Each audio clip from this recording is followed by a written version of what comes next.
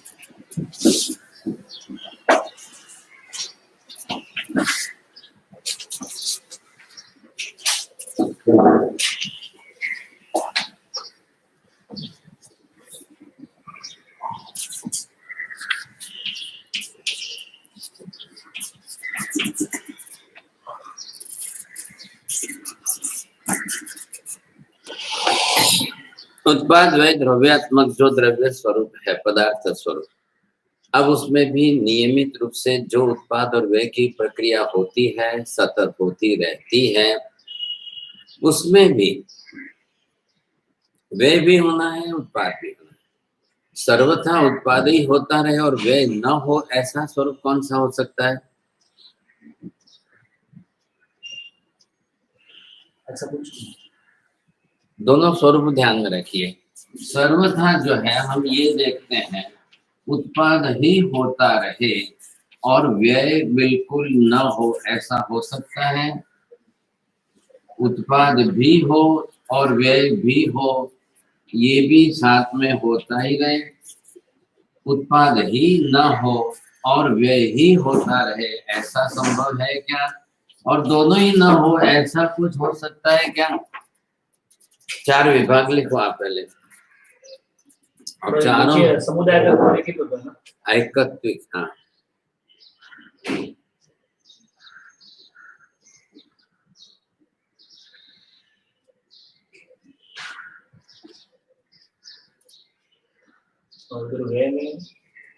व्यय में जो है रूपांतर और अर्थांतर वो अभी शुरू होता है, दिक्कत। ये चार वेद पहले लिखो आप। बोलो अभी इसके दृष्टांत बैठाओ, कौन सा कैसे बैठता है?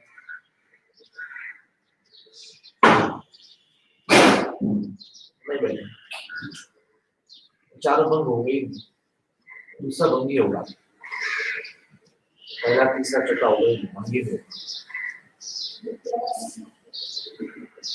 अभी समझो सिद्ध में कौन सा बैठेगा? सिद्ध में उत्पाद है। जब तक आप अलग अलग तीनों का विचार नहीं करोगे, इधर देखो 1 2 3, जो बैठती है वही बोलना है। हाँ। उल्टा प्रश्न क्यों करते हो आप? कौन सी बैठती है, कौन सी किस भंग में बैठती है? अब तीनों अवस्था है, अब तीनों में से किसमें कौन सा बैठता है वो देखिए। द्रव्य के विषय उत्पाद सीधा नहीं हो रहा, उत्पाद वह नहीं। एक बार द्रव्य की अपेक्षा लगाओ तो द्रव्य में देखो, गुण में लगाओ तो गुण में देखो, पर्याय में लगाओ तो पर्याय में देखो। द्रव्य गुण दोनों में बैठता है तो दोनों में बैठा के देखो। द्रव्य पर्याय में बैठता है तो द्रव्य पर्याय में। अब ये किसी न किसी में तो लगना ही है, तो बैठाना है बिल्कुल। उत्पाद होता ही रहे और व्यय न हो। बौद्धों ने क्या बैठाया है? बौद्धों ने क्या बैठाया है? तीसरा बैठा है, वो खाली व्यय व्यय व्यय व्ययवादी है। तो ये कि सर्वम क्षणिकम सर्वम शून्यम सर्वम अनित्यम करके उन्होंने खाली व्यय ही बैठा है। अब वो उत्पाद की प्रक्रिया ही नहीं पकड़ रहे। अब बिना उत्पाद की प्रक्रिया पकड़े व्यय कैसे होगा? कोई जन्मेगा ही नहीं तो मरेगा कैसे? लेकिन जन्मेगा मरेगा वो जीव के बारे में। अब पुद्गल के बारे में क्या है? या पर्याय बदल गई। सिद्ध क्या है? पर्याय। द्रव्य तो है ही, आत्मा तो है, ये समझे। अब मुख्य गौण भाव से किस नए से किसको देखते हैं, विवक्षा, वो ध्यान में लो। तो जिसकी विवक्षा जिस रूप में आप करते हो तो वो पहले समझो तो ख्याल आ जाएगा।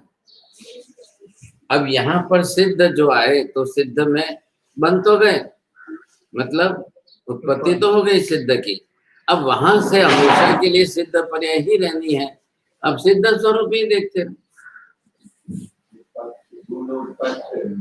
अभी आप द्रव्य देखना है तो द्रव्य में विचार करो। दोनों एक ही होना चाहिए, मन में दोनों विवक्षा एक ही होना चाहिए। ऐसा नहीं है, अब किसमें किस तरह से क्या घटेगा वो घटाना। प्रक्रिया जो होनी है वो द्रव्य गुण पर्याय में होनी है। अब होती है कि नहीं होती है, कितनी होती है, कैसे होती है, क्या हो रहा है, वो आपको देखना है।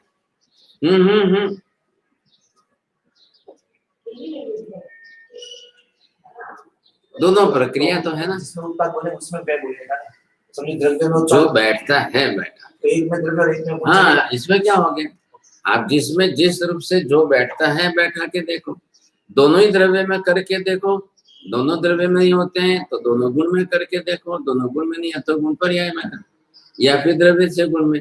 अब ये पक्का भेद होते हैं, द्विसंयोगी चतुर्भेद, ये गणित का नियम है। चले, उससे होने हैं। अब घटते हैं कि नहीं घटते तो आप ना कहो। हाँ, घटते तो घटाना है, नहीं घटते तो नहीं घटाना है, इसमें क्या हो गया? तो अब इसके अंदर जो है उत्पाद हो और व्यय न हो, ये किसमें घटा? सिद्ध पर्याय। हाँ, बहुत अच्छा। कैसे घटाओ बोलो?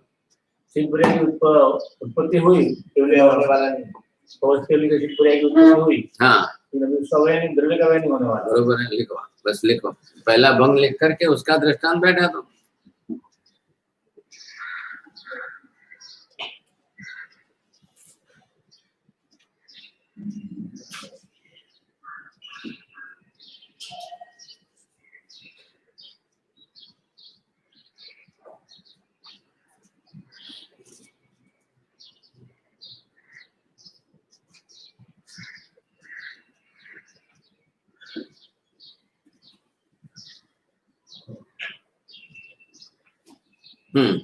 अब दूसरा तो कॉमन है ये, दूसरा प्रकार कॉमन है, सब में हो ही रहा है। उत्पाद व्यय की प्रक्रिया चालू है, कोई भी चीज में हो रहा है, सब में हो रहा है, तो देख लो।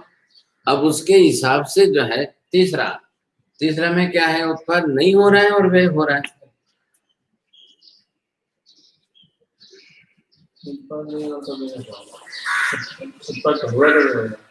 वो आप इसमें देखो कि इसमें देखो कि इसमें देखो, ऐसी बात है।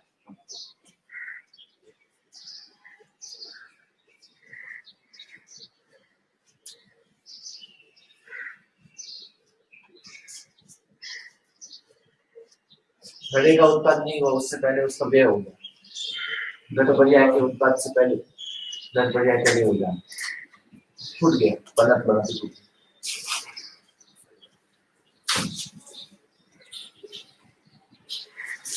बैठते घड़ा नहीं बना, घड़े पर्याय का उत्पाद नहीं हुआ, वे हो गया।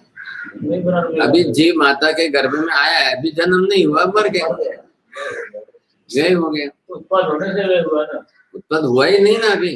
घड़ पर्याय घड़ बनाने के लिए लिया, लेकिन बना ही नहीं। जीव ने आया, गर्भ में आया और वो मर गया, आया और उत्पन्न हो गया ना।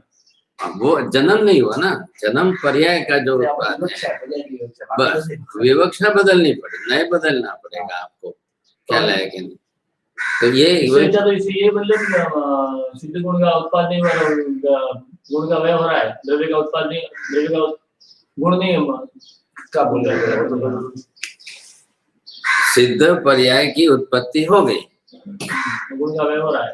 हाँ, गुण का व्यय हो रहा है, पर्याय का है क्या है। तो वो जो सिद्ध पर्याय की उत्पत्ति हुई है, नहीं हुई बोल गए तो नहीं हुई कैसे। तीसरा भंग है, तीसरा में निषेधात्मक है। आप कौन सा बैठा रहे हो? तीसरा बैठा रहे हो, तो तीसरे के अंदर निषेधात्मक। अब आप उत्पाद नहीं हो रहा है, जन्म नहीं होना।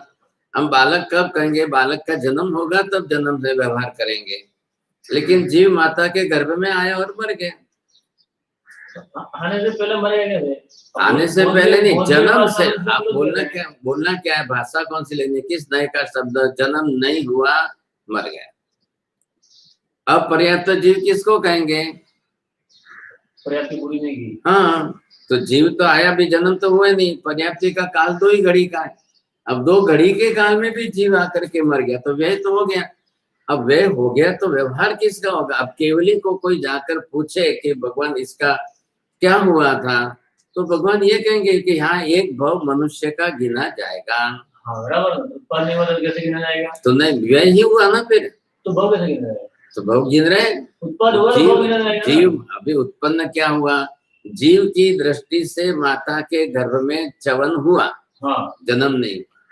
व्यवहार, लोक व्यवहार किससे चल रहा है? केवली की दृष्टि में तो भव गिना गया ना। केवली की दृष्टि में भव गिना जाएगा। उसका भव जन्म नहीं हुआ, शरीर धारण करके जन्म ले तो व्यवहार। तो उसमें क्या फर्क पड़ा? तो व्यय से उनकी दृष्टि से एक भव गिना जाएगा। व्यय हुआ, खाली नाश ही हुआ है। क्या जन्म लिया, कहाँ जीवन जिया, क्या किया? कुछ भी नहीं हुआ, और ऐसे ही जीव चला गया। तो होता है। अब पर्याप्त भी हो, अपर्याप्त भी नहीं, पर्याप्त हो। कोई 1.5 महीने मर जाए, 2 महीने मर जाए, 1 महीने, 3 महीने मर जाए, ऐसा ही होता है। अब उसका व्यवहार में जन्म नहीं हुआ, न माँ ने मुख देखा है, न बाप ने मुख देखा है, व्यवहार ही नहीं हुआ, और फिर भी व्यय हो गया। तो ऐसा भी होता है। तो बुद्ध अपन निषेधात्मक क्यों कर रहे हैं? उत्पादित नहीं हो रहा था वगैरह मान करके गलत कैसे मानते? हाँ, तो बौद्धों ने क्या पकड़ा है? वो नानी करे, उत्पाद नानी करे, लेकिन प्राधान्यता व्यय को देख करके चल रहे हैं। तो वो नए कवाद में उन्होंने एक ही नहीं पकड़ा है कि वो व्ययवादी हो गए। अकेला न्याय नए व्यय पर पकड़ के ही चल रहे हैं। हमने भी यहाँ कंडीशन यही आएगी। नहीं, आप ये कंडीशन आएगी, आप पकड़ के बैठे हो, च्यवन हुआ, उसी को जन्म कहते हो। 9.5 महीने का काल में जब तक बालक के शरीर का आकार धारण न हो, जन्म न ले धरती पर, व्यवहार संसार का इसी से चल रहा है सब। तब तक सारी असंभावनाएं बनी रहती है। क्या जीव आया वहां से लेकर जन्म न होवे, वहां तक सारी संभावनाएं बनी रहती है। इसलिए माता को ज्यादा प्रिकॉशन लेने के लिए कहा जाता है, भाई प्रति समय आपको सुरक्षित रूप से संभालना है, क्योंकि ये गर्भकाल है। मतलब गर्भकाल लोक भाषा में, अब वो शरीर निर्माण का काल है। ऐसी स्थिति के अंदर सभी समझते हैं। अब यहाँ पर आपको किसमें कौन सा बैठता है, वो बैठता। हाँ, प्री मैच्योर, मैच्योरिटी हाँ नहीं है, बस। अब यहाँ पर आपको इसमें क्या हो रहा है, ये प्रक्रिया निरंतर चल रही है पूरा। क्या है लक्षण? उत्पाद वै द्रव्यात्मकम सत। क्यों द्रव्य गुण पर्यायात्मकम सत नहीं कहा? लक्षण करते समय उत्पाद वै द्रव्यम युक्तम सत ऐसा क्यों कहा? अब द्रव्य गुण पर्यायात्मकम सत कहे तो क्या तकलीफ थी? सत बना तो उसमें ज्यादा अच्छा बैठता है। द्रव्य गुण पदार्थ रस है, उसके अंदर उत्पाद में द्रव्य है। हाँ, अब द्रव्य गुण पर्याय तो मूल अस्तित्व है, उसमें उत्पाद में द्रव्य हो मूल रहा है। रूप में अस्तित्व ही है, इसलिए वो सत विद्यमानता है उसकी। लेकिन वो विद्यमान होते हुए उत्पाद व्यय की द्रव्य प्रक्रिया से उसका अस्तित्व सत है। क्या है? वो तो अपने आप में है ये। आकाश तो है ये कि नहीं, धर्मास्तिका है ये। काल के लिए यहाँ पर इन्होंने क्या लिखा है? उपचरित। काल जो है उपचरित द्रव्य है, अस्तिकायात्मक नहीं है, इसलिए काल मात्र व्यवहार करने का साधन है। और ये क्या है? पांचों अस्तिकायात्मक द्रव्य खुद अपने आप में अस्तित्व रखते हैं और इनके कारण जो है सब कुछ हो रहा है। पूरा जगत, पूरे जगत की सारी रचना इनके कारण है। आकाश उपचरित नहीं द्रव्य नहीं है, काल उपचरित द्रव्य है, बरोबर। धर्मास्तिका उपचरित द्रव्य नहीं है, काल उपचरित द्रव्य है। उपचरित पना मात्र उनके होने की घटना को व्यवहार से दे, इतना ही उनको करना है बस। मानव के लिए तो वो क्या करेगा? काल खुद जाकर तो कुछ करता नहीं, लेकिन काल न हो ऐसा कौन सा द्रव्य है कि जो होता रहे? अभी आलोक के अंदर काल है क्या? नहीं है, लेकिन आलोक के अंदर आकाश का अस्तित्व तो बना हुआ है, उसका तो आप निषेध नहीं कर रहे हैं। और वहां कुछ भी घटना नहीं घटती है तो काल क्या मापेगा उसको? ये भी तो आपको देखना है ना। ये इतना बड़ा जो है ये आलोक है और इसके अंदर इतना ही खाली लोक है। अब आप क्या करेंगे? अब जो कुछ हो रहा है वो तो इधर हो रहा है, अब यहाँ क्या हो रहा है, यहाँ क्या हो रहा है, लेकिन यहाँ कुछ भी हो या ना हो, अब ये उसका अस्तिकायात्मक स्वरूप बराबर बना हुआ है। ये क्या है? प्रदेश स्वरूप, प्रदेश की रचना। अब किसके प्रदेश है? आकाश द्रव्य के प्रदेश है। तो यहाँ के आकाश द्रव्य के प्रदेश के अंदर जो गुण है उसमें से यहाँ पर कुछ कम ज्यादा है क्या? नहीं। ये है कौन सा? अलोकाकाश है। ये कौन सा है? लोकाकाश है। और अलोकाकाश और लोकाकाश के अंदर क्या फर्क है? द्रव्य में क्या फर्क है? द्रव्य के स्वरूप में क्या फर्क है? द्रव्य के बंधारण में क्या फर्क है? द्रव्य के गुण में क्या फर्क है? अस्तित्व में क्या फर्क है? पर्याय में क्या फर्क है? किसी में फर्क नहीं। क्यों नहीं है फर्क? द्रव्य का स्वरूप वहां पे भी वैसा ही है जैसा लोकाकाश में है। कौन सा शब्द बोलना चाहिए? एक ही शब्द में इसका उत्तर है। क्यों नहीं है दोनों में फर्क? वो भी अस्तिकायत, ये भी अस्तिकायत। ये भी एक अखंड द्रव्य बोलना है, बस एक ही शब्द की जरूरत। आकाश एक अखंड द्रव्य है, लोकाकाश अलोकाकाश ये तो मात्र पर्याय है। उपचार मत बोलिए, उपचार सिर्फ काल के लिए है। क्यों लिए उपचार क्यों लिया है वहां पर? और इधर क्यों नहीं बोल सकते? इधर प्रदेश समूहात्मक पिंड रूप है, गुण है, द्रव्य है। काल में प्रदेश समूहात्मक पना नहीं है, काल का गुण नहीं है, बस। तो उसका इस तरह से हम नहीं कर सकते हैं। ये अस्तिकायात्मक है, इनका अपना खुद का गुण है। काल का खुद का गुण कौन सा कहेंगे हम? पुराना या नया होना ये वस्तु में होना है, छोटा या बड़ा होना ये वस्तु में होना है। ये भाई छोटा है और ये भाई बड़ा है, तो बड़ा भाई छोटा भाई, अब जीव द्रव्य में क्या फर्क है? अस्तिकायात्मक स्वरूप में क्या फर्क है? मनुष्य देह स्वरूप में क्या फर्क है? संज्ञा पंचेंद्रिय पर्याय में क्या फर्क है? कोई फर्क नहीं है। तो वहां काल को उपचार करो। ये 2 साल पहले जन्मा है, ये 2 साल बाद में जन्मा है, इतना सा भेद है, बाकी कोई भेद नहीं।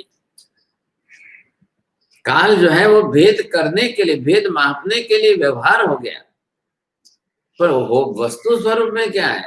भले 2 साल पहले जन्मा की 2 साल बड़ा बाद में, दो में फर्क क्या है? तो बस 2 साल का अंतर, 2 साल के अंतर का मापक क्या है? ये 2 साल में पढ़कर 2 क्लास आगे बढ़ा है, ये 2 साल नीचे है, तो इसको इतना ज्ञान नहीं, उसको इतना ज्ञान है, तो उपचार से व्यवहार होगा। औपचारिकता, उपचार से औपचारिकता उसमें निमित्त रूप व्यवहार में आया, पदार्थ में नहीं हो रहा है, लेकिन पदार्थ उसका दर्शक है। कालिक घटना जो है, अब वही काल यहाँ पर है, आरा यहाँ पर होता है और आरा महाविद्य में नहीं होता है।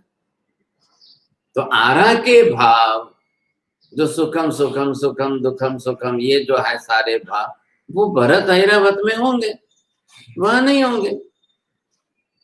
वहां आरा की व्यवस्था नहीं है, काल व्यवस्था है, दिनमान काल है, रात दिन होना वहां पर भी है, तिथि वार तारीख वहां पर है तो वहां पर भी होगा, यहाँ पर भी होगा। आज यहाँ जो तिथि है वही तिथि महाविद्य में है, आज यहाँ जो तिथि है वही तिथि ऐरावत में है,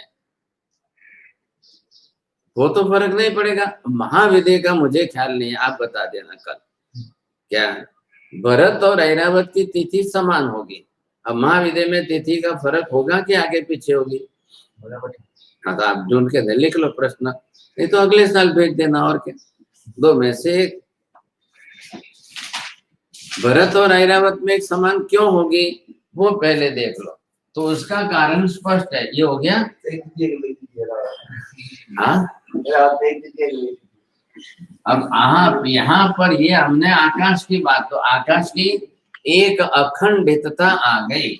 अब इधर देखिए, ये है मतलब ये हमारा भरत क्षेत्र है और ये यहाँ का ऐरावत क्षेत्र। अब जब एक सूर्य यहाँ पर है तभी उसके ठीक सामने यहाँ पर ये दूसरा सूर्य, अब दोनों इसी तरह से कंपास से चल रहे हैं।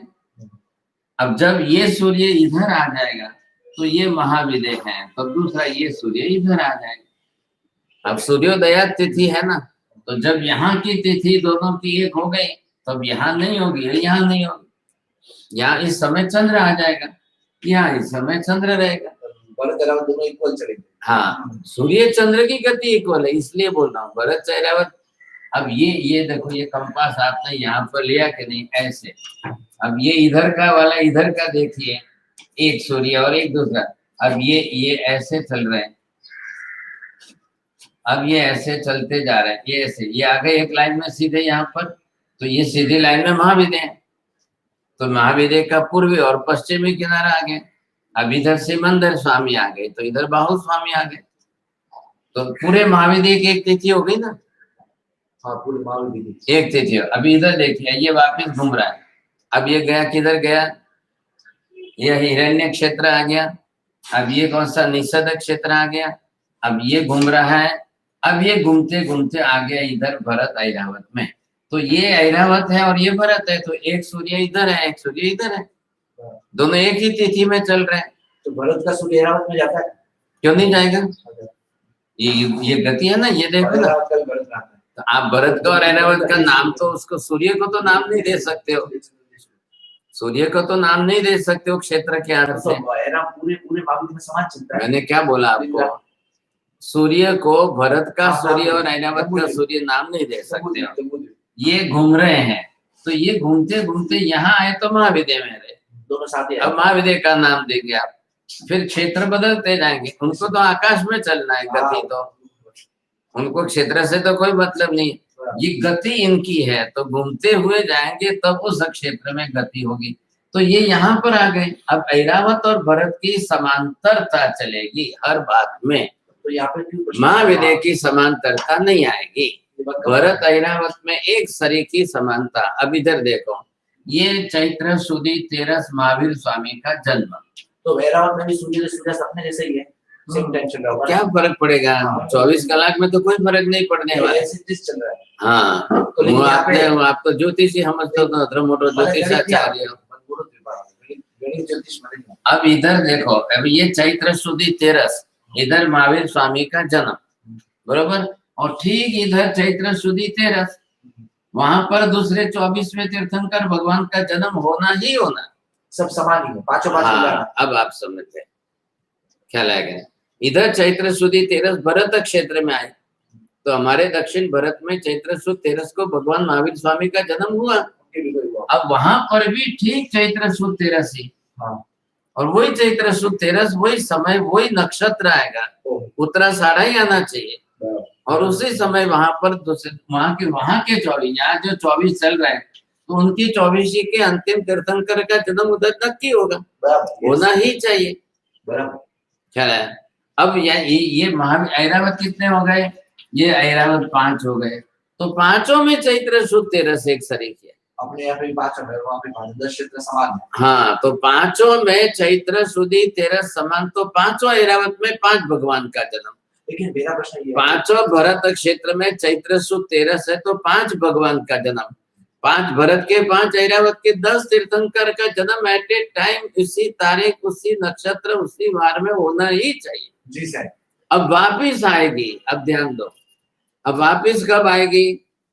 वो आरा, वो काल, वो दिन, वो तारीख, वो वापिस कब आएगी?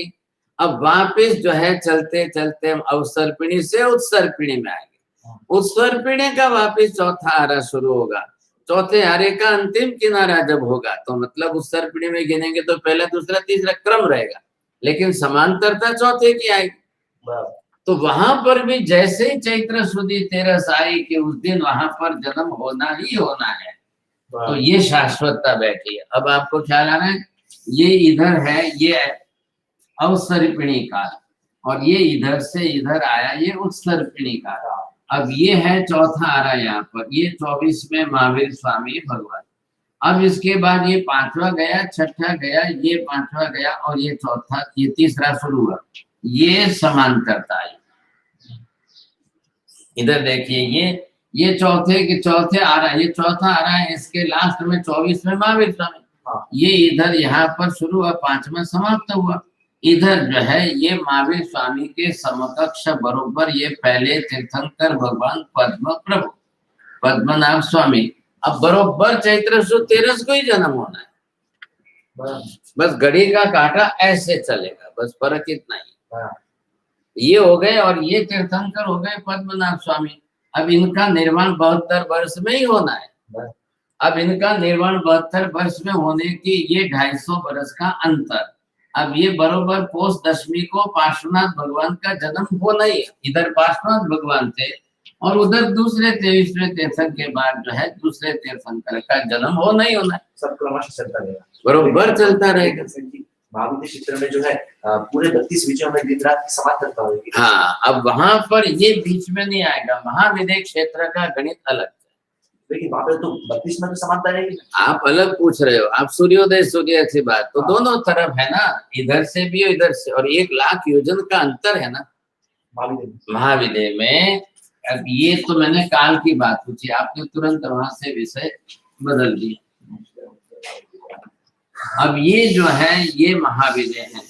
अब यहाँ महाविद्य के अंदर ये मेरु पर्वत, अब यहाँ पर जो सूर्य आया, तो ये सूर्य के प्रकाश की किरण, अब ये 2 सूर्य इकट्ठे हो जाएंगे। ये हो गया ना, ये पूर्व पश्चिम में। अभी मैंने आपको एक से आप तो समझ गए, एक से काम नहीं होता। कैसे चलेगा जब है ही 2 सूर्य चंद्र है तो फिर। अब इधर ये आया, अब इधर इसका प्रकाश ऐसे गति करते करते करते करते इसको यहाँ तक आना, तो ये 10,000 योजन तो ये चौड़ा है। जी सर। तो यहाँ से इसको सूर्य को चलते हुए इसके प्रकाश की गति को, अब यहाँ 6 बजे सूर्योदय है, यहाँ 6:05 पर सूर्योदय, यहाँ 6:07 पर सूर्योदय, यहाँ 6:10 पर है। अभी कलकत्ता में 5 बजे सूर्योदय होता है, और यहाँ 6:40 पर होता है। तो कलकत्ता और बंबई का अंतर 1 घंटे के ऊपर है। हाँ, ख्याल है क्या नहीं? तो अभी हमारे यहाँ सूर्योदय हुआ, तो अटलांटा के अंदर यूएसए में रात पड़ी। हाँ, तो वही तो मैं कह रहा हूँ, काल तो जाएगा ना, यहाँ एक सूर्य से माप रहे हैं हम। भरत और ऐरावत में संपूर्ण सूर्योदय सूर्यास्त का समय समान है। हाँ, और ये भरत में इतने गड़बड़ है। दूसरा क्या गड़बड़ है? जो अटलांटा में आपने बोला ना, तो वो गति के हिसाब से टाइम नहीं मापेंगे। वहाँ पे ऐरावत और भरत। आप जयपुर गए हो क्या कभी? दिल्ली गए हैं, जंतर मंतर गए हैं, देखा है? अब वहां पर जो उन्होंने खड़ा रखा है, और इस पर से सूर्य इधर से आएगा, तो ये इसकी छाया है यहाँ पर डिग्री, वो डिग्री के हिसाब से। तो घड़ियां नहीं थी तो प्राचीन काल में लोग कैसे करते थे? अब ये खड़ा रखा है, और ये सूर्य है, अब ये यहाँ पर पड़ा। अरे वो ठीक है, और जैसे जैसे सूर्य ऊपर गया, तो अब उसकी किरण यहाँ पर, ये बरोबर जाएगा तो ये बरोबर आएगा। बराबर। लेकिन मैं क्या कह रहा हूँ, आपने क्या बोला, भरत और महाविद्य में सूर्योदय सूर्यास्त का समय एकदम इक्वल चलेगा। हाँ, बरोबर चलेगा, एक सीधी लाइन में आ गए ना।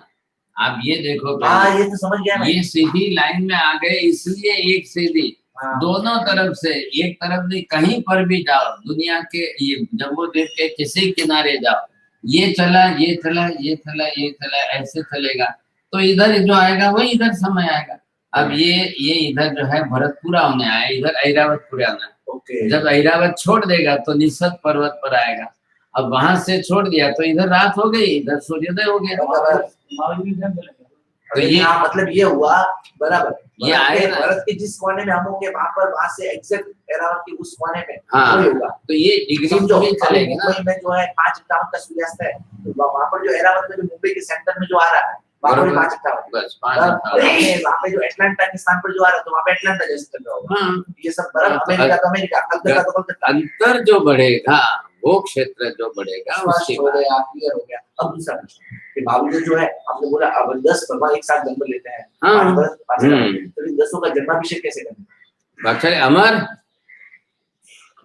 अमर અહીંયા બેન ની પાસે મૂકી જાઓ, નીચે મૂકી દો બસ, હમણાં માણસ આવશે. તમે નામ લખો ને રાજીવના ઉપર, તમે લખી દો જરા, બોલે એ નામ. હા એ બરોબર, તમારું નામ નથી લખવું? हो गया, ख्याल में आया आपको? ये सूर्य चंद्र की निरंतर अखंड धारा में गति है और समानांतरता बनी हुई है। एक पंक्ति, ये क्या हुआ, सूर्य नि पंक्ति 66 बोल रहे हैं कि नहीं? हाँ, तो ये सूर्य की पंक्ति, वैसे चंद्र की पंक्ति, पंक्ति मतलब इन वन लाइन, एक सीरीज में, एक लाइन में, हाँ एक लाइन में है, तो दोनों एक लाइन में चल रहे। बैठो ना। अच्छा, अब दोनों एक लाइन में चल रहे हैं। अब इधर आपने ये देखा, आपने अभी ये खाली जम्बू द्वीप लिया, अब उसके बाद आप उत्तर घातकी खंड ले लो, उसके बाद ऊपर जो है पुष्कर द्वीप ले लो, तो पुष्कर, इसका भी ऐरावत आएगा, उसका भी ऐरावत आएगा, इसका भी नीचे भरत आएगा, उसका भी भरत आएगा। ऐसे करो तो इस लाइन के अंदर घातकी खंड का महाविद्य आया, फिर पुष्कर द्वीप का महाविद्य आएगा, फिर इधर जो है पुष्कर द्वीप का महाविद्य आएगा। अब महाराज साहब 1-2 बरस जो है ये भी पढ़ने में लगेंगे। अभी तो आप तो द्रव्यान योग पढ़ रहे हो, अभी तो बाद में हमको जम्बूद्वीप प्रज्ञप्ति, सूर्य प्रज्ञप्ति, चंद्र प्रज्ञप्ति, ये क्या अपने जो है संग्रहणी, बृहद संग्रहणी, क्षेत्र समा, 2 बरस का कोर्स है। क्या है? अब वो आपका ज्योतिष का कोर्स अलग है, आप जो ज्योतिष कर रहे हो उसमें वो बात अलग है, वो चल रही है क्या, मेष मकर मीन कुंभ के साथ चल रही है, तो वो भी तो देवता गण है, सूर्य चंद्र ग्रह नक्षत्र तारा, 4 ज्योतिष का मंडल के 5 ही, अब सबकी गति है। सूर्य तो 66 है, तो है ना क्या वो? अरे वो बात छोड़ा, आप गणित करोगे तो 66 बरोबर है ना, एक पंक्ति में आएंगे तो लाइन सर सब आएंगे, तो उनको तो समुद्र से भी मतलब नहीं। अब जम्बू द्वीप के 2 है, तो जम्बू द्वीप के बाहर जो ये लवण समुद्र है, तो इसमें 4 हो गए, अंतर बढ़ गया ना। ये 1 लाख योजन है, अब ये 2 लाख योजन है, और 2 लाख योजन के अंदर 4 चल रहे हैं साथ में। हाँ, तो घूम रहे हैं ना वहां पर, उनको तो ऊपर चलना है ना, 900 योजन ऊपर है, नीचे धरती, वो मेरे को मालूम नहीं। आप जो है ना, आपका सब गणित अलग अलग, अब ये मेरे को मालूम नहीं है, आप पूछ लो, ये प्रश्न लेकर अगले साल मेरे को भेज देना होता है। हाँ, अब ये आपकी भौगोलिक व्यवस्था है। 10 भगवान का जन्माभिषेक कैसे होगा? अच्छा, अभी जन्माभिषेक बैठता नहीं, वही बात है, बैठना पड़ेगा, तो आप पूरा समझेंगे, फिर बीच में इधर उधर दूसरी तरफ नहीं ले जाएंगे गाना, नहीं पूरी बात समझेंगे तो फिर आपको क्या है, वो मेंढक कैसे कूदता है इधर से उधर, इधर से उधर, वो भी विषय छूट जाता है। आपको खाली एक प्रश्न फेंकना है, कंकड़ फेंक दिया, मेरे को तो पूरा समझाना है, फिर अब आप कैसे समझेंगे? एक विषय पर स्थिर रहो, हाँ, एक विषय पर की स्थिरता आनी चाहिए, नहीं तो नहीं बैठेगा फिर। अब ये देखो, ये जम्बू द्वीप, अब मैं समुद्र नहीं बनाता हूँ, और ये बनाया घातकी खंड, अब ये जो है आया है पुष्कर द्वीप। अब इधर क्या है, ये मेरू पर्वत, ये इसका मेरू पर्वत और ये इसका मेरू पर्वत। अब ये हो गए, कितने हो गए मेरू पर्वत। अब मेरू पर्वत पर यहाँ की विशेषता क्या है, इधर देखो, मेरू पर्वत के ऊपर ये विशेष, तो ये हो गई यहाँ पर उत्तर दिशा, ये दक्षिण दिशा, ये पूर्व दिशा और ये पश्चिम दिशा। अब इधर जो है एक सिंहासन है, इधर एक सिंहासन है, इधर जो है एक सिंहासन है, इधर एक सिंहासन है और इधर जो है 2 सिंहासन। कितने हुए, 6 हो गए कि नहीं। आप बताओ, आप क्या कागज पर बनाओ, आपके बड़ा पूरा पेज लेना आ रहा। अब यहाँ पर ये 6 हुए, इधर यहाँ पर ये 6 हो गए, इधर यहाँ पर ये 6 हो गए, ये इधर 6। हाँ अच्छा, मैं यहाँ बड़ा करता हूँ। ये जो है पांडु कवन है और अति पांडु कमला शिला है, ख्याल है। अब इधर देखो पहले, तो ये सिंहासन और ये सिंहासन, ये किधर आए, ये पश्चिम में आए, ये सिंहासन और ये सिंहासन पूर्व में गए और यहाँ पर ये उत्तर में आया और यहाँ पर ये दक्षिण में आया। इसको क्या बोलते हैं, इसको क्या बोलते हैं, पांडु कवन। फिर ऊपर आई अति पांडु कमला शिला। अब वहां सिंहासन के, तो वहां इधर क्यों है, पहले ये व्यवस्था, ये हमारा भरत क्षेत्र और इधर जो है ये भरत क्षेत्र, ये एक भरत, ये दूसरा भरत, ये तीसरा भरत, ये चौथा भरत और ये 5वां भरत। अब पांचों में एक एक भगवान हुए, ये एक, ये दूसरे भगवान, ये तीसरे भगवान, ये चौथे, ये 5वें। आया ख्याल में। तो इधर के भगवान को कहाँ ले जाना है, ये भरत क्षेत्र के भगवान यहाँ ले जाएंगे, जम्बूद्वीप वाले, जम्बूद्वीप वाले महाद्वीप में जम्बूद्वीप वाले भगवान। अब इसके बाद नंबर आया किसका, ये घातकी खंड, ये घातकी खंड है, इसके पूर्व महाविद्य के भगवान को इधर ले जाएंगे और इसके भरत क्षेत्र के भगवान को इधर ले जाएंगे। इधर देखो, अब इधर के भगवान पुष्कर द्वीप के भगवान को, अब ये पश्चिम के भगवान को, हो गई व्यवस्था बरोबर। 4 2 2 2 4 और 1, अब है कितने, 6 हैं। तो इधर महाविद्य है, अब ये महाविद्य है, तो इधर एक साथ में शिवमंदर स्वामी, ये युगमंदर स्वामी, ये बाहु स्वामी, ये सुबाहु स्वामी। अब ये भगवान इधर आए, ये भगवान इधर आए, ये भगवान इधर लेकर गए, ये भगवान इधर लेकर गए, बरोबर। ये है ऊपर का कौन सा, यहाँ पर ये ऐरावत है। अब ये ऐरावत के भगवान का हिसाब करो, ये ऐरावत 1, ये ऐरावत 2, ये तीसरा ऐरावत, ये चौथा ऐरावत, ये 5वां ऐरावत। अब ये उधर इधर हुए चैत्र सुद तेरस के 1/24वें भगवान, ये दूसरे भगवान, ये तीसरे भगवान, ये चौथे भगवान, ये 5वें भगवान। अब इधर के भगवान को इधर लाए, ये उत्तर के सिंहासन पर, इधर के भगवान को इधर ले गए, इधर के भगवान को इधर ले गए, इधर के भगवान को पुष्कर द्वीप वाले हैं, इनको इधर ले गए, बरोबर व्यवस्था बैठ गई। तो 10 भगवान का एक साथ में इंद्र अभिषेक कर रहे हैं, क्योंकि एक साथ में 10 भगवान, 5 भरत 5 ऐरावत में होते ही होते हैं, होने ही होने हैं, उसमें कोई कमी ज्यादा नहीं होगी। अब इंद्र जाकर रोने लग गया, तो बोले भगवान 10-10 भगवान और मैं तो एक ही अकेला ही हूँ, तो मैं क्या करूँ, कैसे करूँ। और सब जगह पर मुझे ही भगवान लेने जाना है, हर भगवान का जन्म जहाँ हुआ है माता के पास मुझे ही जाना है, और सब जगह पर 5-5 रूप बनाना है, तो 10 × 5 50 रूप बनाना है। भगवान आप अलग अलग जन्म लो ना, थोड़ा टाइम अलग अलग कर दो ना, मैं अकेला कैसे पहुंचूंगा सब जगह पर।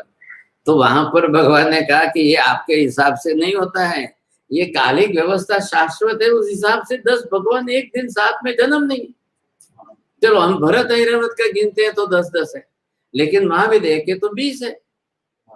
इधर देखो, ये महाविद्य है, ये 4 हो गए इनके, ये इनका महाविद्य घातकी खंड का इधर 4, ये पुष्कर द्वीप का महाविद्य इधर 4, ये फिर वापस घातकी खंड के पूर्व का इधर 4, ये फिर यहाँ पर 4, अब ये 20 हो गए। तो 20 के लिए डबल सिंहासन है ना यहाँ पर, ये 4 सिंहासन, ये 4 सिंहासन, ये 4, ये 4, ये 4, ये 20 हो गए। 20 हो गए। जन्मते भगवान ही 20 जन्मते तो सिंहासन 20 ही रखे। पांचों ही मेरू पर्वत है। पांडु कवन है, अति पांडु कमला शिला है। 10 की जन्मेंगे, 30 जन्मेंगे, 10 भरत और ऐरावत। भरत ऐरावत में 10 ही होंगे, महाविद्य महाविद्य में डबल डबल हो रहे हैं, तो 4-4 बैठ रहे हैं ना, तो 20 होते हैं। तो 20 का भी एक दिन, एक समय, एक नक्षत्र, एक साथ। अब इंद्र के लिए और डबल आई बात। अब यहाँ 5-5 के हिसाब से 50 रूप करता था, वहां 10-10 के 2-2 हिसाब से जो है 100 रूप करेगा। तो इंद्र को कहा, अरे तू क्यों रोता है भाई, तेरी पास वैक्रिय शक्ति है, तू 50 और 100 को क्या, तू तो 500 बनाना, तेरे को क्या तकलीफ है। अब ये सोचो, जिस दिन 170 तीर्थंकर भगवान हुए थे, तब इंद्र ने क्या किया। क्या लाएंगे कहाँ पर, ये प्रश्न है उस। अब वो अपवादिक व्यवस्था है, तो क्या करेंगे उस समय। अपवादिक व्यवस्था है, तो क्षेत्र बहुत बड़ा है, तो क्या नहीं है तो बनाएंगे। हाँ, जगह तो है ना, क्षेत्र का विस्तार तो है ना। ऐसा है क्या, विस्तार तो बहुत बड़ा है, जगह छोटी थोड़ी है। सिंहासन इतना रखा है, कम भी रखे तो कम है ही, शाश्वत व्यवस्था ही वैसी है। 170 होना शाश्वत व्यवस्था नहीं है, 170 होना अपवादिक व्यवस्था है, वो कभी कदाचित होती है। हाँ, तो हुए थे तब कर लिया था। हाँ, सब सिंहासन एक तरीके कर देंगे ना, कोई फर्क नहीं है। भगवान तो इतने छोटे से आज के जन्मे हुए, अब सब देवी देवताओं से अपना रूप कर लेंगे। तो 170 गुणिया 5 इतने। हाँ, कहाँ जाना है उसको, अपना तो जहाँ है मूल स्वरूप अपने स्थान पर रखेगा बस। बाकी क्योंकि उधर ही रहना है उसको, वो वैक्रिय शरीर वहां पर मूल स्वरूप रख दे, बाकी सब वैक्रिय क्यों आएगा। जरूर क्या, वैक्रिय शरीर है उसके पास, और विक्रिया से वो जितनी चाहे उतने रूप बदल सकता है। तो सबको एक साथ में लाभ मिल रहा है, और सब उसी को लेना है, क्योंकि इंद्र के जैसा सम्यक दर्शन अन्य देवी देवताओं का न हो, और एक दिन के जन्मे हुए भगवान को लाना है। कुछ हो गया तो वो तो बनेगा, उसको क्या प्रॉब्लम नहीं, सबसे बड़ा प्रॉब्लम है उधर, नहीं कैसे है। हाँ ठीक है, चलो आपका सोचो, आपकी जिस दिशा में बात चल रही है उस दिशा में सोचो। मूल शरीर में से क्यों कहते हैं मूल शरीर, तो भले ही आवे तो भी कोई तकलीफ नहीं, ना नहीं है कि नहीं आएंगे, ऐसी बात नहीं है, नहीं तो आवे, उसमें क्या ना है। नहीं आते हैं, समोसर में मूल स्वरूप में नहीं आएंगे। समोसर में साधु साध्वी है, मनुष्य लोग है, और पशु पक्षी है, और दूसरे सब जीव हैं, और सबके सामने ये बैठेंगे मूल स्वरूप से, तो दूसरे भगवान का रूप नहीं देख सकेंगे। इसलिए तो भामंडल बना रहे हैं कि भगवान का रूप भी उसमें जो है संकुचित हो जाए, नहीं तो कोई भगवान के आंख के सामने नहीं देख पाएंगे। तो इनका तो रूप वैक्रिय है ना, तो इनका तेज कितना होगा। हाँ, मूल स्वरूप में आ जाए तो इनका तेज इतना, अब सूर्य नीचे आ जाए, इतने दूर सूर्य है, कितना अंतर है, आप गणित निकालना। और हम 12 बजे अगर हम सूर्य के सामने देखें तो हमारी आंख बंद हो जाती है, और वो इंद्र आकर के हमारे पास में यहाँ पर बैठ जाए तो कैसी मुश्किल हो जाएगी। तो फिर वो जो है, जब जहाँ जाना हो तो जा सकते, उनको निषेध नहीं है, निषेध नहीं है, जहाँ उनको जो करना है। अब वहां से इंद्र निकलकर माता जी के पास आएंगे, भगवान को लेकर के जाना है, और वहां इतना तेज रूप कर दे तो माता जी देख भी नहीं पाए, और बालक आंख भी नहीं खोल पाए। बालक भी, हाँ, क्यों, बालक तो औदारिक शरीर में है, और ये अगर उस मूल स्वरूप में आ जाए तो कितना बड़ा मुश्किल हो जाएगा। और इतने तेज सूर्य के सामने 1 मिनट में आप देख लो तो शायद आपकी आंखों को नुकसान हो जाए। 170 के समय आपकी व्यवस्था होती है, ये तो होती है, करना ही है उनको, होती भी है और करना ही है उनको। इंद्र अपवादिक व्यवस्था क्वचित कदाचित होती है। हाँ, तो क्वचित कदाचित के लिए हमेशा की व्यवस्था कोई बना के तो नहीं रख सकते, वो तो जब होगी तब होगी। लेकिन सर्वसामान्य, आश्चर्य हुआ। हाँ, ये जब सूर्य चंद्र मूल विमान से उतर गए, समझे कि नहीं। अब क्यों उतरे, कैसे उतरे, कोई कभी अंधेरा हुआ था, हाँ, अंधकार छा गया, तब तो समझे कि भी रात हो गई। लेकिन ये रात को तब जाकर कहा ना मृगावती जी ने चंदन बाला को, इतनी देर रात तक आपको जो है बाहर रहना नहीं, पूरी कल दुनिया में अंधेरा हो गया। हाँ तो होता है ना, इसमें क्या है ना, थोड़ी यहाँ पर आए तो भगवान को कैसे देख पाएंगे लोग? अब वही तो बात है ना, तो ये व्यवहार तो भाषा व्यवहार तो बदल जाएगा कि नहीं। तो सूरज ने बोली माना है तो सब आंख से देख वो नहीं अब पाए। आप जो है ना, आप वैसे ही विचार करते रहोगे। अब वहां पर ये घटना घटती है और घटी, कोई सर्व सामान्य रूप से तो नहीं घटती है। अक्षरा किसको बोलते हैं? अक्षरा बोलते क्वचित कदाचित कोई ऐसी घटना घटे, नियम तो नहीं है। नियम किसको बोलते हैं? रेगुलर व्यवस्थित होता रहे वो नियम। भरत ऐरावत में व्यवस्थित नियमित होते रहेंगे, ये व्यवस्था। जी सही। ખ્યાલ કાકા આ બધો વિષય મેં આ તીર્થંકર શાશ્વત વ્યવસ્થાની પુસ્તકમાં લખ્યું, હા એમાં લખ્યું છે। એટલે આમાં આ હવે આટલું સમજાવીને લખું કે નહીં, તો હવે એને ગણિત અને આખું ચિત્રોની સાથે સમજાવતા મને 1600 પાના થયા। એ 7, 8, 10 ભાગ થશે। હજી 200-400 પાના લખીશ ત્યારે પૂરું। હા આ લખાયું ને, આટલું લખ્યું છે, હવે એનો વિસ્તાર કરવો પડે, નહીં તો લોકોને સમજણ નહીં પડે। એટલે સૌથી મોટી તકલીફ થાય છે કે સમજાવવા માટે સહેલું કઈ રીતે કરવું, અને બેઝિક નોલેજ નથી હોતું ને। જે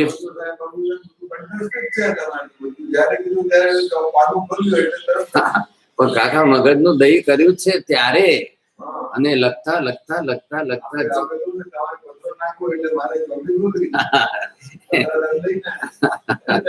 इनके लिए तो आसान है ना, लेकिन हाउ टू एक्सप्लेन इट। अच्छा हाँ, અને શાશ્વત વ્યવસ્થા। अच्छा विदाउट डायग्राम हाँ हाँ, વિદાઉટ ડાયગ્રામ પણ સ્પષ્ટ નહીં થાય ને। વિથ ડાયગ્રામ હશે તો માણસ કન્વિન્સ થશે। અને આ તમને આજે આ આપ્યું છે, આ પહેલો ભાગ છે, હજી 250 પાના જ છપાયા છે। હજી આગળના બધામાં જેમ જેમ વિષય આવશે, હા આખી તીર્થંકર 10 ભાગ 2000 પાના થશે। તો કોણ વિચાર કરવાનું છે કાકા? કોઈ શું કામ કરે? કોને પડી છે? હવે દાખલા તરીકે મૌન એકાદશી આપણે આવે છે ને કરીએ છીએ। હવે મૌન એકાદશી નું કેલ્ક્યુલેશન ગણિત તો કરવું પડશે કે નહીં?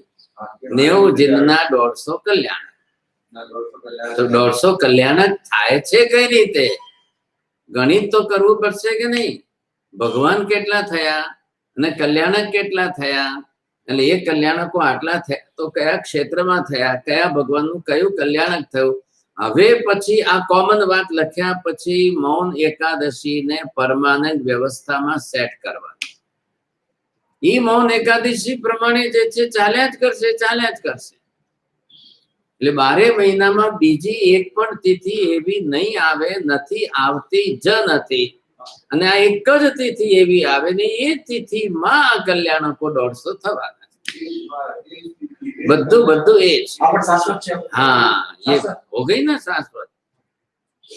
एक बार एक तीर्थंकर का कल्याणक जिस तिथि के दिन हो गए, ख्याल आएगा। अब उसमें से हमने निकाला है, अब 8म हमने क्यों निकाली? सबसे ज्यादा कल्याणक 8म को है, इकट्ठे होते हैं जितने भगवानों के सबके करो। तो हमारे यहाँ के हमने भरत क्षेत्र के हमारी 24 के किए, तो वही गणित सब जगह बैठेगा। हाँ ये क्या बोलता हूँ, पहले 2 व्यवस्था चल गए, भरत ऐरावत के एक ग्रुप और महाविद्य का दूसरा ग्रुप। इधर महाविद्य में उनके हिसाब से चलेगा, इधर भरत में इनके हिसाब से चलेगा। तो महाविद्य के अंदर 5 ही तिथि आएगी, वहां पर 12 तिथियां ही नहीं है बाकी कल्याणक की, क्योंकि 5 ही दिन 5 कल्याणक अलग अलग हो जाएंगे।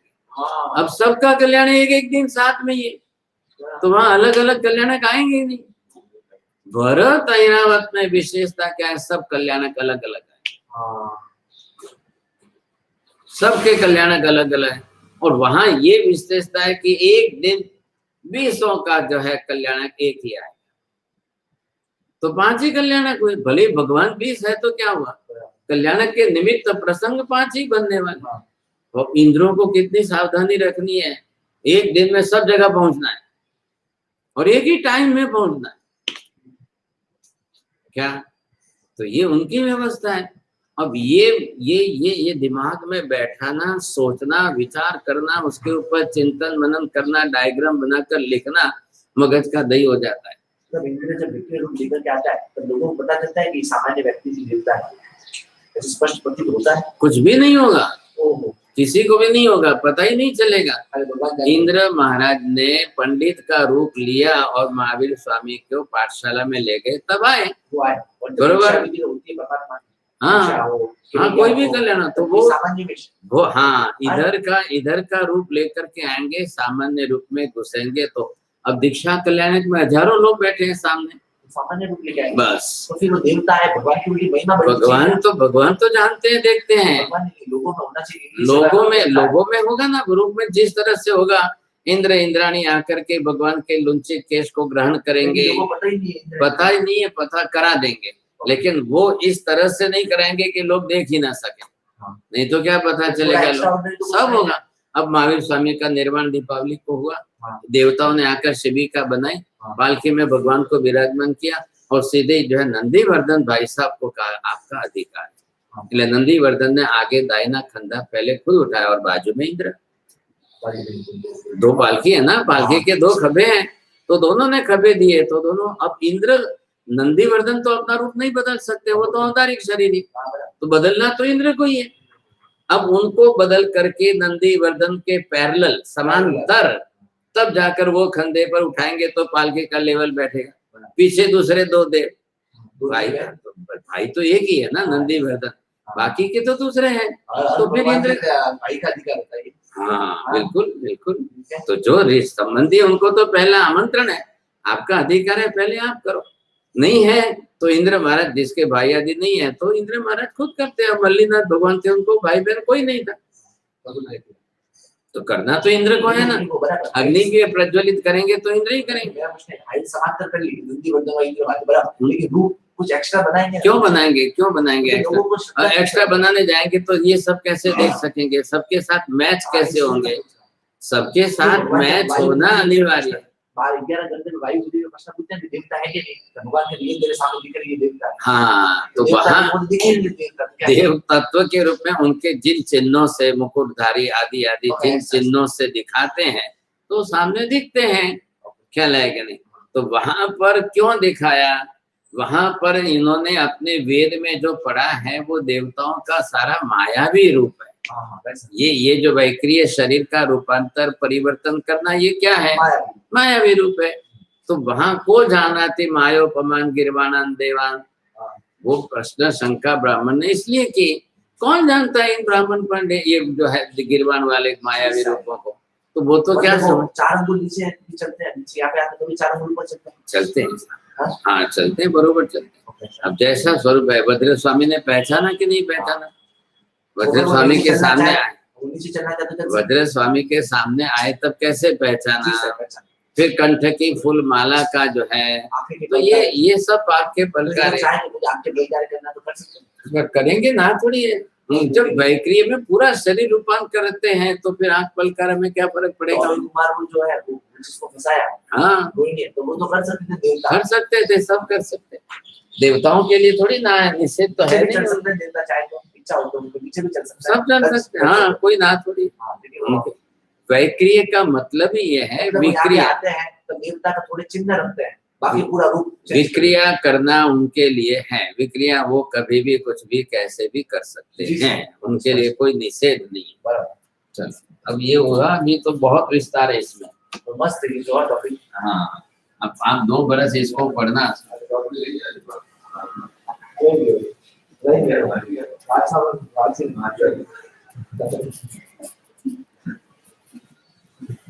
एक बार प्रश्न तो एक बात से लवण समुद्र में कृष्ण महाराज ने टिकट दिया, लवण समुद्र में टिकट जाए तो एक क्षेत्र से दूसरे क्षेत्र में कैसे जा सकते हैं? ये आश्चर्य नहीं है, ये है जम्बूद्वीप और इसके चारों तरफ जो है ये है लवण समुद्र।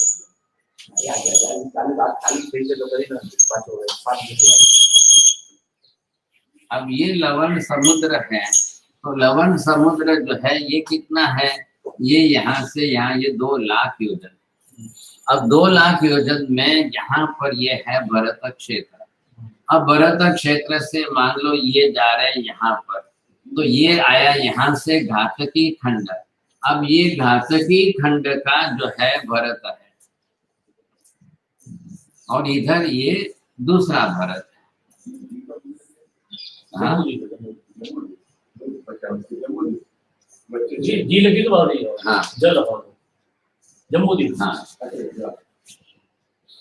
अब ये इसके यहाँ से आप भरत क्षेत्र से इनको यहाँ से यहाँ जाना है। अब यहाँ से यहाँ जाने के लिए 2 लाख योजन का अंतर ये हो गया।